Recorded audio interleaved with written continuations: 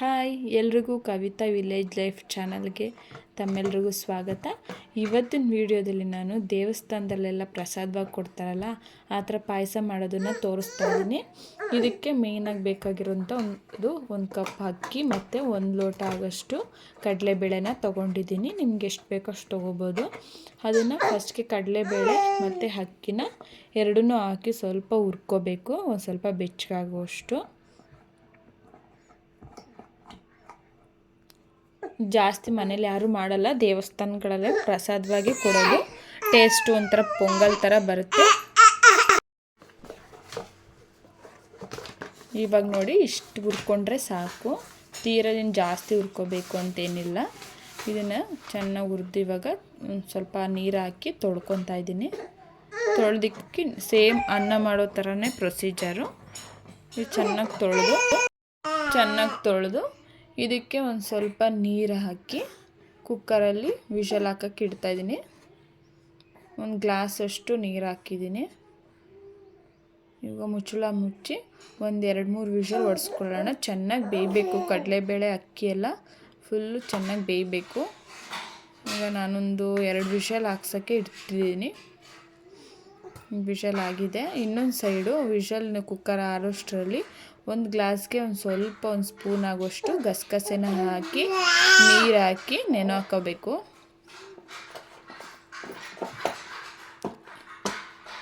ಮತ್ತು ಇನ್ನೊಂದು ಸೈಡು ಸ್ವಲ್ಪ ಕೊಬ್ಬರಿನ ತುರ್ಕೊಂಡಿದ್ದೀನಿ. ಗೋಡಂಬಿ, ದ್ರಾಕ್ಷಿ, ಸ್ವಲ್ಪ ಏಲಕ್ಕಿ ಮತ್ತು ಬೆಲ್ಲ. ನಿಮಗೆ ಬೆಲ್ಲ ಯಾವ ಟೇಸ್ಟಿಗೆ ಬೇಕೋ ಅದು ತಗೋಬೋದು. ಸ್ವಲ್ಪ ತುಪ್ಪ ತೊಗೊಂಡಿದ್ದೀನಿ. ಇವಾಗ ಬೆಲ್ಲನ ಕಲ್ಲು ಮಣ್ಣೆಲ್ಲ ಇರುತ್ತಲ್ಲ, ಹಾಗಾಗಿ ಸ್ವಲ್ಪ ಸೋಸ್ಕೊಳ್ಳೋಣ ಅಂತ ನೀರು ಹಾಕಿ ನೆನೆ ಹಾಕ್ತಿದ್ದೀನಿ. ಅದನ್ನು ಸ್ವಲ್ಪ ಕರಗಲಿ ಬೆಲ್ಲ ಎಲ್ಲ. ಅದು ಕರಗೋಷ್ಟರಲ್ಲಿ ನಾವು ಒಂದು ಮಿಕ್ಸಿ ಜಾರ್ಗೆ ಈ ಕುಕ್ಕರ್ ವಿಷಲೆಲ್ಲ ಆರಿದೆ. ಇವಾಗ ಅದು ಬೇಯಿಸಿರುವಂಥ ಅಕ್ಕಿ ಮತ್ತು ಅನ್ನ ಕಡಲೆಬೇಳೆ ಏನಿದೆ ಅದನ್ನು ಒಂದು ಜಾರ್ಗೆಲ್ಲ ಹಾಕೋತಾ ಇದ್ದೀನಿ.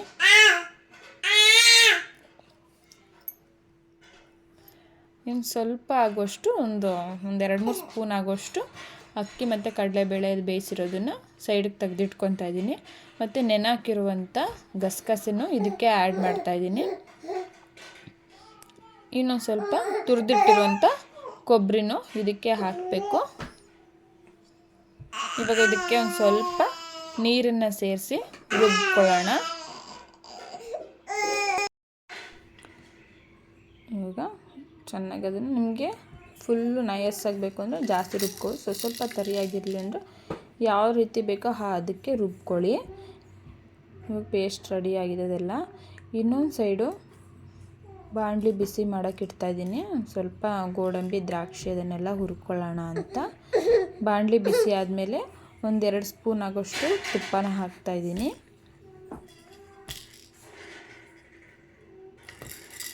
ತುಪ್ಪ ಬಿಸಿಯಾಗಿ ಮತ್ತು ಯಾರೆಲ್ಲ ನನ್ನ ಚಾನಲ್ನ ಹೊಸ್ದಾಗಿ ನೋಡ್ತೀರೋ ಪ್ಲೀಸ್ ಸಬ್ಸ್ಕ್ರೈಬ್ ಮಾಡಿಕೊಂಡು ಸಪೋರ್ಟ್ ಮಾಡಿ.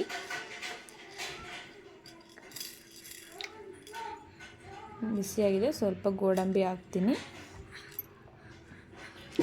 ಗೋಡಂಬಿ ಸ್ವಲ್ಪ ಕಲರ್ ಚೇಂಜ್ ಆದಮೇಲೆ ದ್ರಾಕ್ಷಿನೂ ಹಾಕಿ ಎರಡನ್ನೂ ಲೋ ಫ್ಲೇಮಲ್ಲಿಟ್ಟು ಫ್ರೈ ಮಾಡ್ಕೊತಾ ಇದ್ದೀನಿ.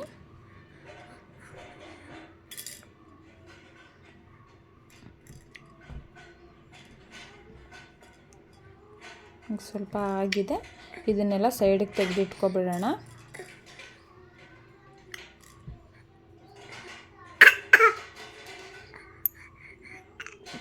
ಏನು ಇಕ್ಕಿರುತ್ತಲ್ಲ ತುಪ್ಪ, ಅದೇ ಬಾಣಲಿಗೆ ನಾನು ರುಬ್ಬಿಟ್ಕೊಂಡಿರುವಂಥ ಏನೇನು ಅಕ್ಕಿ, ಕಡಲೆಬೇಳೆ, ಗಸಗಸೆ ಮತ್ತು ಕೊಬ್ಬರಿ ಹಾಕಿ ರುಬ್ಬಿಟ್ಕೊಂಡಿದ್ನಲ್ಲ ಅದನ್ನು ಹಾಕ್ತಾಯಿದ್ದೀನಿ. ಇಷ್ಟು ಗಟ್ಟಿಗೇನು ರುಬ್ಕೋಬೇಕಿಲ್ಲ, ಸ್ವಲ್ಪ ತೆಳ್ಳಗೆ ಮಾಡಿಕೊಂಡ್ರೂ ಆಗುತ್ತೆ. ಅದಕ್ಕೆ ನಾನು ಇಟ್ಕೊಂಡಿರುವಂಥ ಬೆಲ್ಲದ ನೀರನ್ನು ಮಿಕ್ಸ್ ಮಾಡ್ತಾಯಿದ್ದೀನಿ. ಈಗ ಎರಡೂ ಚೆನ್ನಾಗಿ ಬೇಯಲಿ, ಆವಾಗ ಸ್ವಲ್ಪ ಗಟ್ಟಿ ಆಗುತ್ತೆ. ನೋಡಿ ಈ ರೀತಿ ಆಗಿದೆ. ಇವಾಗ ಸ್ವಲ್ಪ ಬೇಯ್ತಾ ಗಟ್ಟಿ ಆಗುತ್ತೆ. ಈ ಥರ ಟೇಸ್ಟ್ ಅಂತೂ ಯಾವಾಗಲೂ ನೋಡಿರಲ್ಲ, ಒಂದ್ಸಲ ಟ್ರೈ ಮಾಡಿ ನೋಡಿ ಹೇಗಿರುತ್ತೆ ಅಂತೇಳಿ. ಈಗ ಒಂದು ಸೈಡಿಗೆ ತೆಗೆದಿಟ್ಕೊಂಡಿರುವಂಥ ಅನ್ನ ಮತ್ತು ಕಡಲೆಬೇಳೆ 2 ಬೇಯಿಸಿದ್ನಲ್ಲ ಅದನ್ನು ಇದಕ್ಕೆ ಮಿಕ್ಸ್ ಮಾಡ್ತೀನಿ. ಇದು ಆಪ್ಷನಲ್ಲು, ನಿಮಗೆ ಬೇಕು ಅಂದರೆ ಹಾಕ್ಕೋಬೋದು, ಇಲ್ಲ ಅಂದರೆ ಬೇಡ.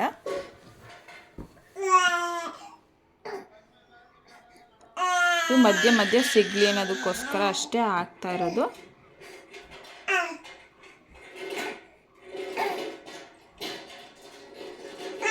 ಚೆನ್ನಾಗಿ ಬೆಂದಿದೆ.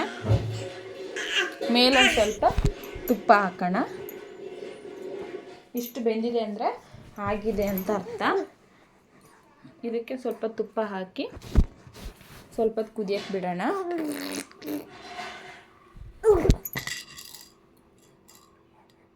ಲಾಸ್ಟಿಗೆ ನಾವು ಹುರಿದಿಟ್ಕೊಂಡಿರುವಂಥ ಗೋಡಂಬಿ, ದ್ರಾಕ್ಷಿ ಮತ್ತು ಏಲಕ್ಕಿ ಅದನ್ನು ಹಾಕೋಣ. ಏಲಕ್ಕಿ ಪುಡಿ ಇದ್ದರೆ ಏಲಕ್ಕಿ ಪುಡಿನೇ ಹಾಕ್ಬೋದು. ನಮ್ಮನೇಲಿ ನಾನು ಏಲಕ್ಕಿನೇ ಹಾಕ್ತಾ ಇರಲಿಲ್ಲ ಪುಡಿ. ಲಾಸ್ಟ್ಗೆ ಇಷ್ಟು ಹಾಕಿದರೆ ಪಾಯಸ ರೆಡಿ ಅಂತ ಅರ್ಥ. ಸ್ವಲ್ಪ ಹೊತ್ತು ಇದನ್ನು ಮುಚ್ಚಿಟ್ಬಿಡೋಣ. ಈಗ ನೋಡಿ ಈ ರೀತಿ ಬಂದಿದೆ ಪಾಯಸ.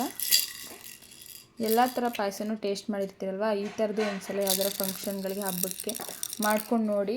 ಇದು ಒಂಥರ ಡಿಫ್ರೆಂಟ್ ಟೇಸ್ಟ್ ಇರುತ್ತೆ, ಚೆನ್ನಾಗಿರುತ್ತೆ, ಎಲ್ರಿಗೂ ಇಷ್ಟ ಆಗುತ್ತೆ ಅಂದ್ಕೋತೀನಿ. ಫೈನಲಾಗಿ ಇಷ್ಟು ಗಟ್ಟಿಯಾಗಿ ಈ ರೀತಿ ಬಂದಿದೆ.